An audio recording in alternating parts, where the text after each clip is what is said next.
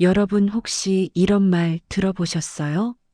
망한 자리에 꽃이 핀다. 장사꾼들 사이에서 오래전부터 전해오는 말인데요. 좋은 자리 좋은 때 좋은 사람 만나서 성공한 게 아니라 가장 밑바닥에서 가장 아무것도 없는 데서 시작한 사람이 오히려 더 오래 더 단단하게 살아남더라는 뜻이에요. 오늘 제가 들려드릴 이야기가 딱 그런 이야기입니다. 이야기 시작 전 홍자회담을 시청해주셔서 감사합니다. 구독과 좋아요는 사랑입니다. 조선 중기 경기도 어느 작은 고을에 남매가 운영하는 주막이 하나 있었어요. 이 주막이 훗날 한양 사람들 입에서 입으로 퍼져나가며 조선 최고의 기방이라고 불리게 됩니다. 그런데 참 이상한 일이지요. 기방이라고 하면 노래가 있어야 하고 기녀가 있어야 할 텐데 이 집엔 그런 게 하나도 없었어요. 술도 아주 비싼 술을 쓴 게 아니었습니다. 음식도 진수성찬이 아니었어요. 그런데 왜 벼슬아치도 오고 상인도 오고 유생도 왔을까요? 그 이유를 알려면 이 남매가 어떻게 이 주막을 갖게 되었는지부터 들어야 합니다. 그 시작은 사실 너무나 가슴 아픈 이야기였어요. 때는 조선 중기 역병이 돌던 해였습니다. 요즘으로 치면 전염병이지요. 마을에서 마을로 고을에서 고을로 퍼져나가면서 한 집에서 한 명씩 두 명씩 쓰러져 갔어요. 그 역병이 남매가 사는 마을에도 들이닥쳤습니다. 오빠 이름은 덕수, 누이 이름은 덕희였어요. 오빠가 17, 누이가 15이었습니다. 두 아이의 아버지는 마을 어귀에서 작은 주막을 운영하고 있었어요. 아주 대단한 주막은 아니었습니다. 나그네들이 잠깐 쉬어가고 막걸리 한 사발 걸치고 가는 그런 곳이었지요. 그런데 역병이 돌기 시작하면서 손님이 뚝 끊겼어요. 사람들이 밖에 나오질 않으니까요. 장사가 안 되는데 부모님은 오히려 더 바빠졌습니다. 왜냐면요. 역병에 걸린 마을 사람들이 생기기 시작하면서 밥 한 끼 먹을 데가 없는 사람들이 주막 앞으로 찾아오기 시작한 거예요. 아버지가 어머니한테 말했답니다. 여보, 우리 쌀이 얼마 안 남았소. 그래도 저 사람들 그냥 돌려보내기가 힘드오. 어머니가 대답했어요. 알아요. 퍼줍시다. 우리 식구 먹을 거 좀 줄이면 되지요 뭐. 남매는 그걸 다 보고 자랐습니다. 부모가 먹을 걸 나눠주면서 본인들은 밥을 줄였어요. 결국 탈이 났습니다. 몸이 약해진 두 분이 역병을 이기지 못한 거예요. 어머니가 먼저 돌아가셨고 아버지가 열흘 뒤에 따라가셨습니다. 덕수가 17, 덕희가 15이던 해가을이었어요. 장례도 제대로 못 치렀습니다. 역병으로 돌아가신 분은 마을 사람들이 가까이 오려 하질 않았거든요. 무서우니까요. 이해는 갑니다. 남매 둘이서 부모를 산에 묻었어요. 수위도 변변치 않았고 곡을 해줄 사람도 없었습니다. 덕희가 오빠 손을 잡고 한참을 울었어요. 덕수는 울고 싶었지만 울지 않았습니다. 17살 오빠가 생각하기에 지금 울 시간이 없었거든요. 집에 돌아와 보니까 빚쟁이들이 와 있었어요. 주막을 운영하면서 빌린 돈들이 있었거든요. 쌀값, 술값, 도구값. 빚쟁이 중 한 명이 말했습니다. 어이 총각, 부모가 돌아가셨다니 안 됐소만 빚은 빚이요. 열흘 안에 갚든지 주막을 넘기든지 해야 하오. 덕수가 말했어요. 열흘만 시간을 주십시오. 빚쟁이가 코웃음 치며 돌아갔습니다. 덕희가 오빠한테 물었어요. 오빠, 우리 이 주막 팔아야 해? 덕수가 한참 생각하다가 말했습니다. 아니, 우린 이 주막을 팔 수 없어. 부모가 마지막까지 지킨 곳이니까. 그날 밤 남매는 주막 구석에 앉아서 거의 아무것도 먹지 못한 채로 밤을 새웠습니다. 마을 사람들은 수군거렸어요. 저 나이에 주막을 버티겠나? 금방 팔고 친척한테 가겠지. 불쌍하긴 한데 저 나이 어린 것들이 뭘 안다고. 맞는 말이에요. 17, 15이었으니까요. 아는 것도 없고 가진 것도 없고 도와주는 사람도 없었습니다. 그런데 이 두 아이에게는 딱 하나 있었어요. 바로 부모를 닮은 마음이었습니다. 덕수와 덕희가 어떻게 자랐는지 잠깐 돌아가 볼게요. 주막집 자식이라고 해서 먹을 게 넉넉했냐 하면 전혀 그렇지 않았습니다. 오히려 반대였어요. 부모님이 마음씨가 워낙 좋다 보니까 손님들이 남기고 간 음식을 치우면서 아이고 이거 버리기 아깝다 하고 그냥 퍼주는 경우가 많았거든요. 그러다 보면 정작 가족이 먹을 게 별로 없는 날이 많았습니다. 덕수가 나중에 이런 말을 했어요. 우리 어릴 때요. 손님들이 술 마시고 남긴 술찌꺼기를 물에 타서 마신 적이 있었어요. 그게 그날 저녁밥이었습니다. 술찌꺼기요. 술을 걸러내고 남은 그 탁한 찌꺼기요. 그걸 물에 타서 마셨다는 거예요. 10살도 안 된 아이들이요. 그 배고픔이 얼마나 깊었겠어요. 근데 바로 그 경험이 나중에 이 남매를 남다른 장사꾼으로 만들어줬습니다. 덕수는 어릴 때부터 사람을 잘 읽었어요. 주막에 손님이 오면 그 손님이 지금 배가 고픈지 술이 마시고 싶은 건지 아니면 그냥 어디 앉아 쉬고 싶은 건지를 딱 봐도 알았거든요. 눈빛이요. 어깨가 처진 모양이요. 걸어 들어오는 발걸음 소리요. 그걸 보면 알았답니다. 주막에 오는 손님은 다 사연이 있잖아요. 집으로 돌아가기 싫어서 오는 사람, 기쁜 일이 있어서 오는 사람, 그냥 말 상대가 필요해서 오는 사람. 덕수는 그 사람이 어느 쪽인지를 귀신같이 알았습니다. 사람 눈치를 읽는 재주가 있었어요. 덕희는 좀 달랐어요. 덕희는 소문이 도는 방향을 읽는 감각이 있었습니다. 마을에서 어떤 이야기가 돌고 있는지, 누가 요즘 어렵다는 소문이 도는지, 어느 장터에 어떤 물건이 모자라다는 말이 있는지, 그걸 귀신같이 파악했어요. 주막이라는 곳이 원래 소문의 집결지잖아요. 여러 곳에서 오는 나그네들이 들르다 보니까 온갖 이야기가 다 모이는 거거든요. 덕희는 그 이야기들을 듣고 흘리고 정리했습니다.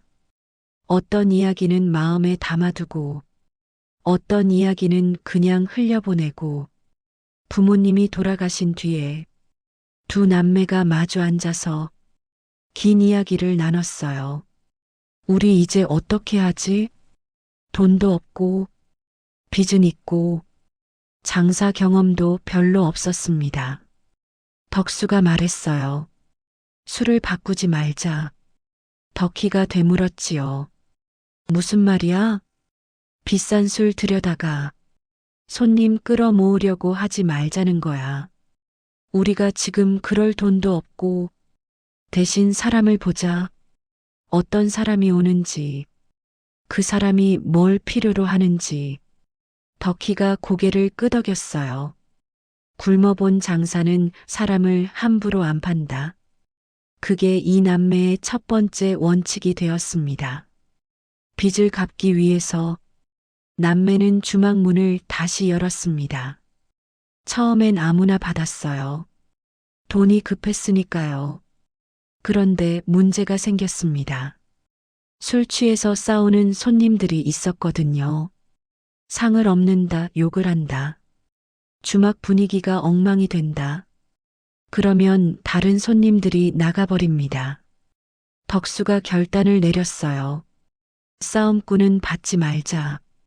주정꾼도 덕희가 걱정했습니다. 그러면 손님이 더 줄어드는 거 아냐? 단기간엔 그렇지. 근데 분위기가 좋아지면 더 좋은 손님이 온다. 그래서 시작됐어요. 싸움 기질이 있어 보이는 사람. 이미 술이 많이 취한 사람. 덕수가 나가서 정중하게 말했습니다. 어르신, 오늘은 저희 집이 자리가 없습니다. 죄송합니다. 거짓말이지요. 자리가 없는 게 아니라 받기 싫은 거였습니다. 근데 정중하게 했으니까요. 처음엔 욕을 하고 가는 손님도 있었어요. 그래도 덕수는 같이 화내지 않았습니다. 대신 말이 많은 손님은 오래 붙잡았어요. 어르신, 오늘 어디서 오셨어요? 길이 멀었겠습니다. 그러면서 이야기를 이끌어냈습니다. 사람이 자기 이야기를 실컷 하고 나면 기분이 좋아지거든요. 그러면 술도 한 잔 더 시키고 안주도 더 시킵니다. 그리고 사연이 많아 보이는 손님, 뭔가 힘들어 보이는 손님, 덕희가 조용히 말했어요. 어르신, 안쪽 방이 비어 있어요. 거기 좀 더 편하게 앉으시겠어요? 안쪽 방은 조용했습니다. 다른 손님 눈에 잘 안 띄고 이야기 나누기 좋은 자리였어요. 그러자 주막 분위기가 달라지기 시작했어요. 조용하고 아늑하고 싸움이 없는 곳, 이야기가 통하는 곳. 이 집은 술보다 말이 먼저 나온다는 소문이 돌기 시작했습니다. 저 집 가면 주인 오빠가 진짜 잘 들어줘. 누이가 눈치가 빠른데 힘들면 조용히 안쪽으로 데려가줘. 사람 입에서 입으로 퍼졌어요. 빚을 갚는데 꼬박 2해가 걸렸습니다. 그 2해 동안 두 남매는 거의 쉬지 않았어요. 근데 2해가 지나자 빚이 다 갚아졌습니다. 그리고 손님이 꾸준히 들기 시작했어요. 덕수와 덕희가 주막을 운영한 지 5년쯤 됐을 때였습니다. 어느 날 한양에서 온 상인 하나가 주막에 들렀어요. 큰 물건을 거래하러 내려온 사람이었는데 일이 잘 안 풀려서 머리가 아프다고 했습니다. 덕수가 술 한 잔 내오면서 물었어요. 어르신, 거래가 잘 안 됩니까? 상인이 한숨을 쉬었어요. 내가 가격을 너무 높게 불렀나 싶기도 하고 상대방이 다른 곳이랑 얘기하는 것 같기도 하고.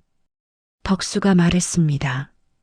그 상대방이 다른 곳이랑 얘기한다는 건 어디서 들으셨어요? 아, 그냥 심증이요. 심증이요? 혹시 상대방이 직접 뭔가 그런 말을 하던가요? 글쎄, 직접은 아닌데. 덕수가 조용히 말했어요. 어르신, 제가 장사하면서 배운 게 하나 있는데요. 사람이 진짜 다른 데로 가려고 할 때는 말보다 눈빛이 먼저 달라집니다. 직접 그분 눈을 보셨을 때 어떠셨어요? 상인이 한참 생각했어요. 사실 눈빛은 아직 저한테 있는 것 같았소. 그럼 아직 기회가 있는 겁니다. 상인이 술을 쭉 마시고 나서 말했어요. 주막 주인한테 이런 얘기를 듣게 될 줄은 몰랐소.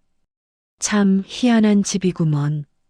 그 상인이 한양 돌아가서 이 주막 얘기를 했습니다. 그 뒤로 찾아오는 손님층이 달라졌어요. 벼슬아치가 왔습니다. 큰 장사하는 상인이 왔어요. 글 읽는 유생이 왔고요. 이런 분들이 왜 왔을까요? 노래도 없고 기녀도 없는데. 그런데 사람들이 이 주막을 기방이라고 부르기 시작했습니다. 왜냐면요. 기방이라는 곳이 그냥 술 먹는 곳이 아니잖아요. 낮에 쌓인 것들을 내려놓고 편하게 이야기할 수 있는 곳, 체면 차리지 않아도 되는 곳, 그런 곳이 기방이었거든요. 이 주막이 딱 그랬습니다. 벼슬아치가 와서 낮에 있었던 억울한 일을 털어놓고 상인이 와서 사업 고민을 이야기하고 유생이 와서 과거 시험 걱정을 늘어놓고 덕수와 덕희는 잘 들어줬어요. 그리고 맞장구도 쳐주고 조언도 살짝 해주고 어느 날 덕희가 말했어요. 오빠 사람들이 여길 기방이라고 하더라고. 덕수가 피식 웃었습니다.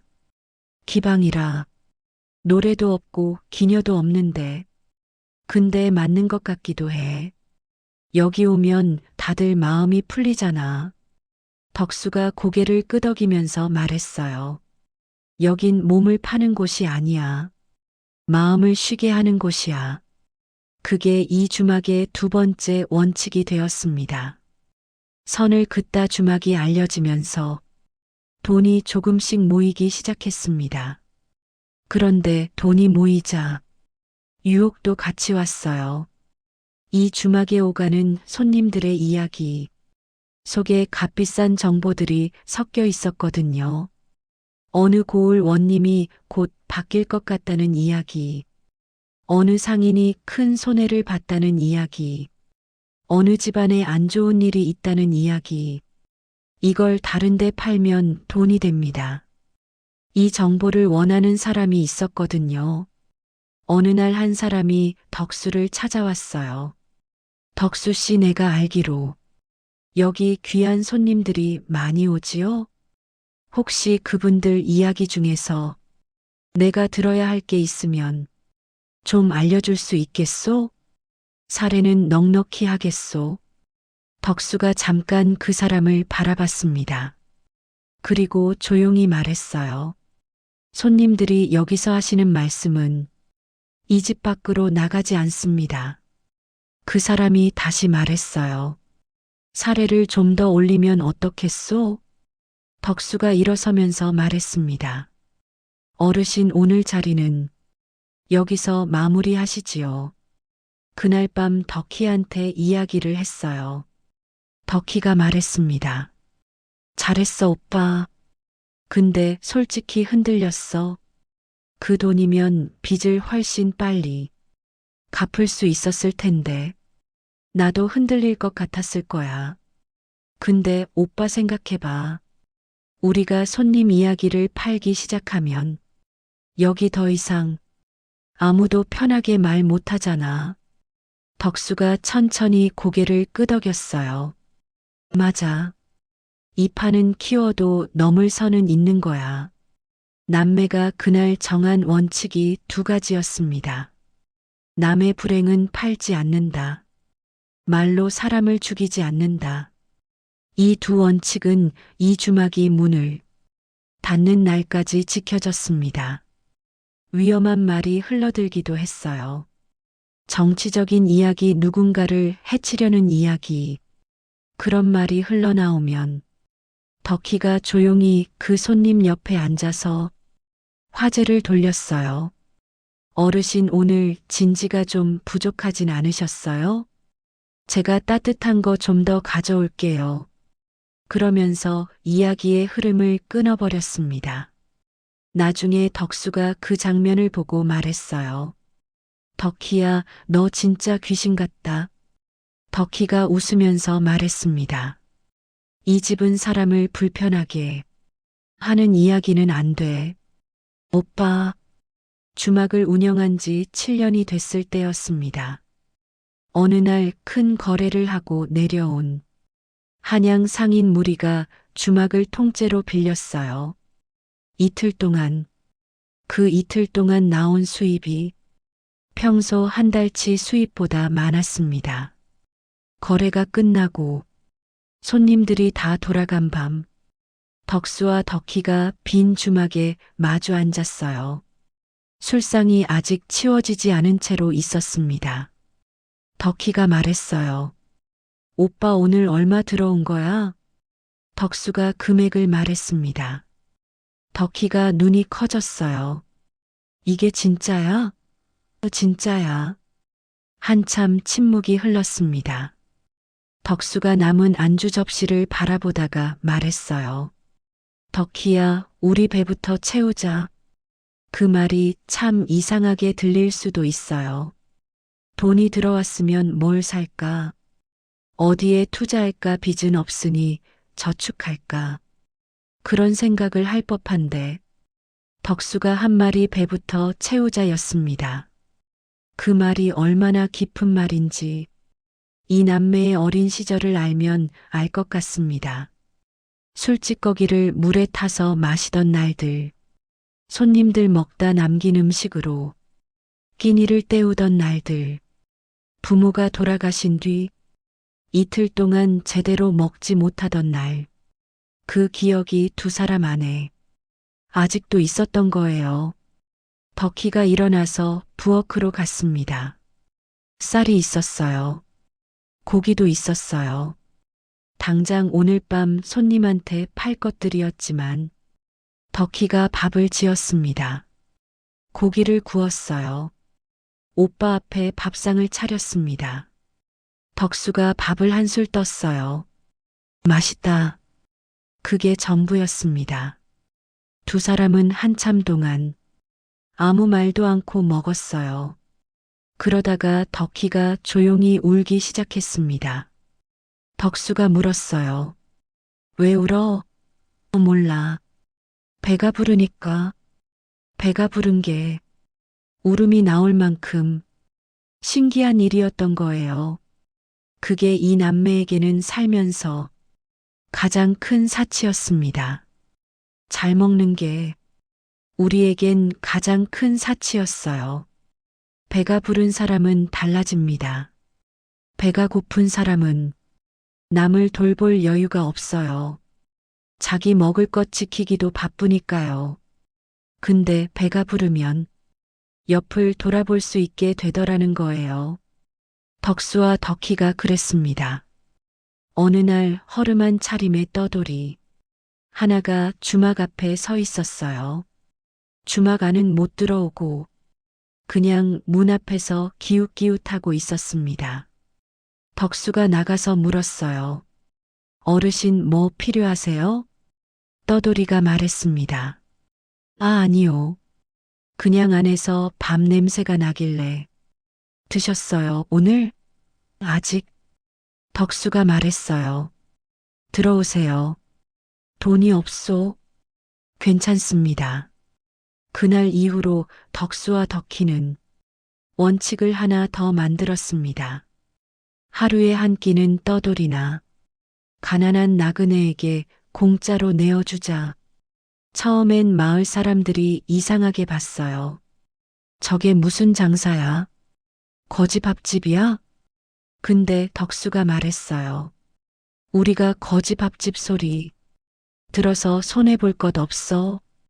우리가 그 시절을 알잖아. 사연 있는 과객에게는 묵을 방을 내줬습니다. 아프거나 너무 먼 길을 와서 지쳤거나 갈 데가 없는 사람, 그런 사람한테 오늘 하룻밤 쉬어가세요 했어요. 돈 없는 유생에게는 술 한 사발을 그냥 내줬습니다. 공부하느라 힘들죠. 한 잔 드세요. 그러자 소문이 바뀌기 시작했어요. 처음에는 저 집 주인 남매, 저 나이에 버티겠나 였잖아요. 그 소문이 이렇게 바뀌었습니다. 저 기방은 사람을 살린다. 갈 곳 없던 사람이 거기서 밥 얻어먹고 살아났다는 이야기. 길에서 쓰러질 뻔했던 과객이 거기서 하룻밤 자고 몸을 추슬렀다는 이야기, 돈 없어서 쫓겨다니던 유생이 거기서 대접을 받고 힘을 냈다는 이야기, 이런 이야기들이 쌓이기 시작했어요. 덕희가 말했습니다.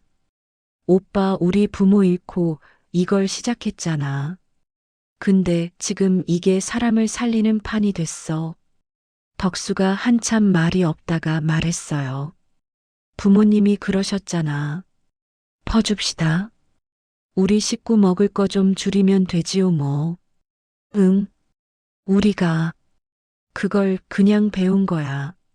잘 살고 잘 베풀다 세월이 흘렀습니다. 덕수와 덕희가 17, 15이던 남매가 어느새 중년이 되었어요.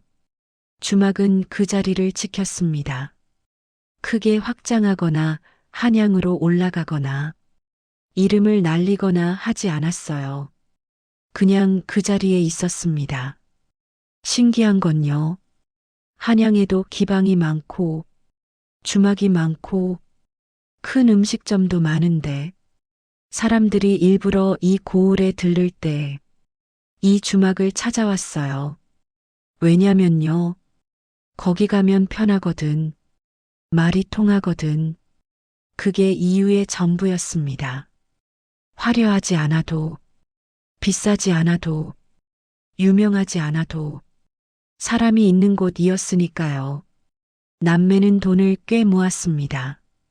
부자 소리를 들을 정도로요. 그런데 겉으로 보면 그걸 몰랐어요. 덕수는 여전히 수수한 옷을 입었습니다. 덕희는 비싼 장신구를 하지 않았어요. 주막은 크게 꾸미지 않았습니다. 누군가 덕수한테 물었어요. 이제 돈도 꽤 생겼는데 더 크게 하시지요? 덕수가 말했습니다. 지금 이게 딱 좋아요. 크면 제가 사람을 못 봅니다. 덕희가 나중에 나이가 들어서 한 말이 있어요. 우리가 성공한 게 맞긴 한가 모르겠어요. 우리는 딱히 제일 좋은 술을 팔지도 않았고 제일 유명한 곳이 되지도 않았거든요. 근데 사람이 늘 있었어요. 그걸로 됐습니다. 마을 어르신들이 덕수덕희 얘기를 할 때 이런 말을 했어요. 저 남매는 큰 소리로 성공하지 않았어. 대신 조용히 오래 살아남았어. 그 말이 참 맞는 것 같습니다. 크게 자랑하지 않았어요. 남들보다 높아지려 하지 않았습니다. 최고가 되려고 경쟁하지 않았어요. 대신 사람을 버리지 않았습니다. 말을 함부로 팔지 않았어요. 배고팠던 시절을 잊지 않았습니다. 그러니까 오래 갔어요. 조선 최고의 기방이 어디였을까요? 노래가 제일 좋은 곳? 술이 제일 비싼 곳? 기녀가 제일 많은 곳? 아니었습니다. 사람을 버리지 않은 곳이었어요. 17 오빠와 15 누이가 부모 잃고 남겨진 작은 주막 하나를 그렇게 지켜냈습니다. 굶어봤기 때문에, 사람을 함부로 안 했고 가난해봤기 때문에, 가난한 사람을 외면 못했고 힘들어봤기 때문에 힘든 사람 말을 들어줄 수 있었어요. 오늘 이 이야기를 들으시면서 혹시 어릴 때 힘들었던 기억이 떠오르신 분 계세요? 그 힘들었던 기억이 지금의 여러분을 만든 거예요.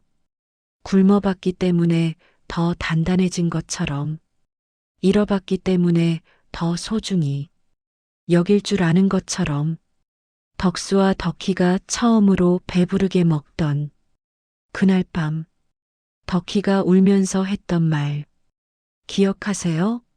몰라. 배가 부르니까. 그 눈물이 이 이야기의 전부인 것 같습니다.